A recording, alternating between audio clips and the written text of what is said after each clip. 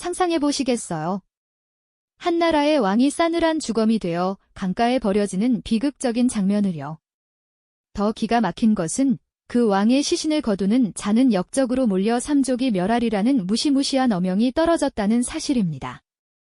모두가 두려움에 떨며 외면할 수밖에 없던 그때 한밤중 몰래 그 왕의 마지막 길을 배웅하고 장례를 치른 한 인물이 있었다면 과연 그는 어떤 사람이었을까요? 그 용기는 어디에서 비롯된 걸까요? 오늘 우리는 조선 역사상 가장 비극적인 삶을 살았던 어린 왕 단종의 마지막 순간과 모두가 외면할 때 오직 인간적인 도리와 충성심으로 위대한 용기를 보여준 이름 없는 영웅 엄흥도 이야기를 통해 시대를 초월하는 인간의 존엄과 충절의 의미를 되새겨보고자 합니다. 절대 권력의 잔혹한 명령 앞에서도 인간의 도리를 지키려 했던 그의 숭고한 선택은 오늘날 우리에게도 깊은 울림을 전해줄 겁니다.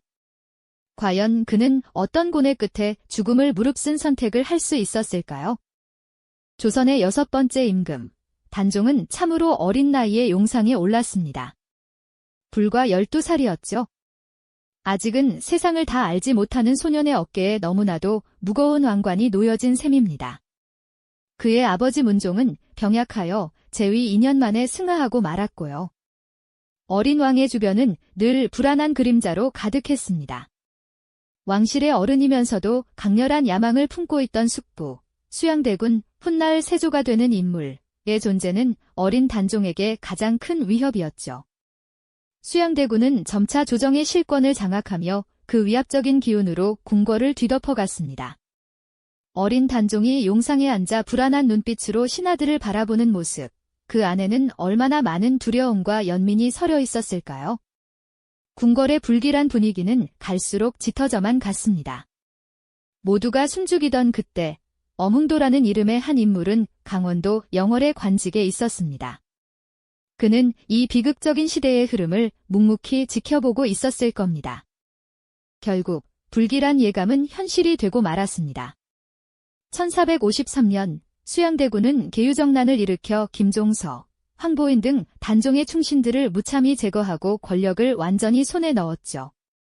피바람이 부는 권력 다툼 속에서 어린 단종은 설 자리를 잃고 말았습니다. 그리고 2년 뒤 1455년 어린 단종은 왕위에서 강제로 물러나게 됩니다. 폐위된 단종은 끝내 한양을 떠나 강원도 영월의 청룡포라는 곳으로 유배를 떠나게 되죠. 굽이굽이 험한 산길을 지나 초라한 행색으로 도착한 그곳은 마치 세상의 끝처럼 느껴졌을 겁니다. 이곳은 유배지라기보다 거대한 창살 없는 감옥이었습니다. 조선의 제6대 왕 단종. 불과 12살의 왕위에 올랐으나 숙부 수양대군에게 왕위를 빼앗기고 노산군으로 강등되어 이곳 청룡포로 쫓겨왔습니다. 당시 정치 상황은 피바람 그 자체였습니다. 세조는 집권 정당성을 위해 사육신을 처참히 처형했고 조정에는 세조의 눈치만 보는 자들만 남았습니다.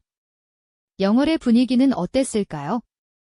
유배된 왕에게 물 한 잔만 떠다 줘도 역적이라는 말이 돌 정도로 삼엄했습니다.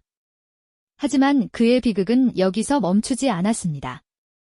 단종을 다시 왕위에 올리려는 충신들의 움직임, 이른바 사육신 사건이 발각되면서 성사문, 박팽년, 하위지 같은 충성스러운 신하들이 잔혹하게 처형당하는 비극이 벌어졌습니다. 이들의 처절한 죽음은 온 백성을 공포에 몰아넣었고 누구도 감히 단종에게 충성을 표할 엄두를 내지 못하는 시대가 되어버렸죠. 충성은 곧 죽음을 의미하는 참으로 암울하고 비통한 시기였습니다. 충신들이 차례로 피를 흘리며 쓰러져 간 후 단종을 향한 마지막 희망의 불씨마저 꺼져버린 듯 보였습니다. 그 어린 왕은 이제 영월 청룡포의 적막한 유배지에서 차가운 바람과 쓸쓸한 강물만이 그를 위로하는 듯한 절망적인 시간을 보내야만 했죠. 곁에는 아무도 없었습니다. 오직 쓰러져가는 한 줄기 그림자만이 그의 존재를 알리는 듯 했습니다. 그런 살얼음판 같은 영월에 덤흥도라는 인물이 살고 있었습니다. 그는 영월 관아의 호장, 다전, 즉 오늘날의 면장 정도인 관리였습니다. 권력과는 거리가 먼 그저 하루를 성실히 살아가는 평범한 가장이었죠. 그리고 1457년 10월 24일 세조가 보낸 사약이 영월에 도착합니다. 기록에 따르면 금부도사 왕방현은 단종 앞에 무릎을 꿇고 통곡하며 차마 사약을 내밀지 못했습니다. 결국 단종은 스스로 목을 메어 17세의 짧은 생을 마감했다고 전해집니다. 기록조차도 사실일까라는 의문이 생깁니다. 어쨌든 쓰러져가는 불꽃처럼 가냘프게 버티던 단종은 결국 그 차디찬 유배지에서 짧은 생을 마감하게 됩니다. 20살도 채 되지 않은 나이였으니 얼마나 원통하고 비통했을까요? 하지만 그의 비극은 죽음으로 끝나는 것이 아니었습니다. 단종이 세상을 떠났다는 소식을 들은 세조는 충격적인 명령을 내립니다. 누구도 단종의 시신을 거두지 말라. 감히 시신을 수습하는 자는 삼족을 멸할 것이다. 영모제로 몰려 일가족 전체가 참혹한 죽음을 맞을 수 있다는 피도 눈물도 없는 엄명이었죠.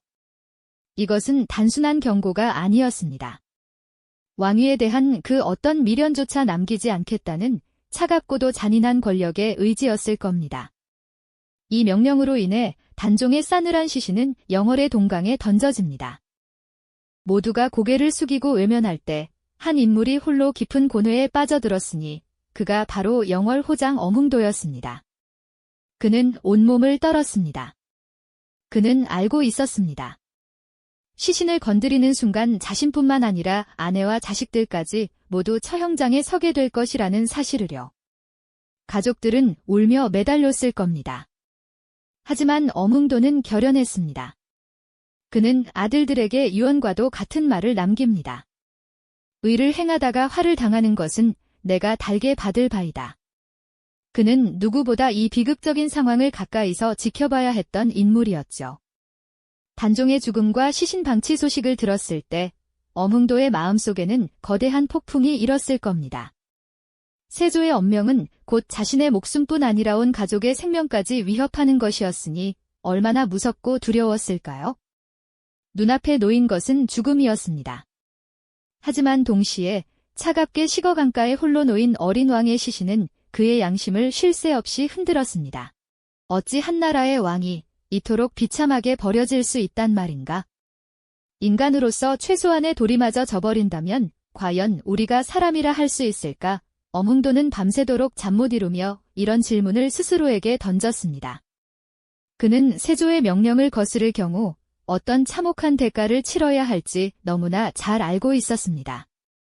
영모제로 몰려 삼족이 멸족당하는 비극적인 최후를 맞을 수도 있었죠. 하지만 그의 마음속에는 두려움보다 더 큰 무언가가 자리 잡고 있었습니다.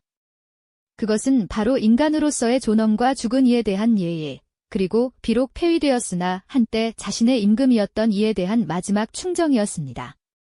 결국 어흥도는 목숨을 건 위대한 결심을 하게 됩니다. 모두가 외면하는 이 비겁한 시대 속에서 그는 홀로 마지막 충정을 바치기로 마음먹은 것이죠. 그의 눈빛에는 더 이상 두려움이 아닌 굳건한 결의만 있을 뿐입니다. 칠흑 같은 어둠이 영월을 감싸고 강물 소리만이 정막을 깨트리던 그날 밤, 어흥도는 조용히 삽과 괭이를 챙겨 강가로 향했습니다. 그의 발걸음은 무거웠지만 망설임은 없었습니다. 혹시라도 누군가에게 발각될까 봐 그는 그림자처럼 숨죽이며 움직였습니다. 한밤중 동강가에 도착한 어흥도는 싸늘하게 식어있는 단종의 시신을 발견했습니다.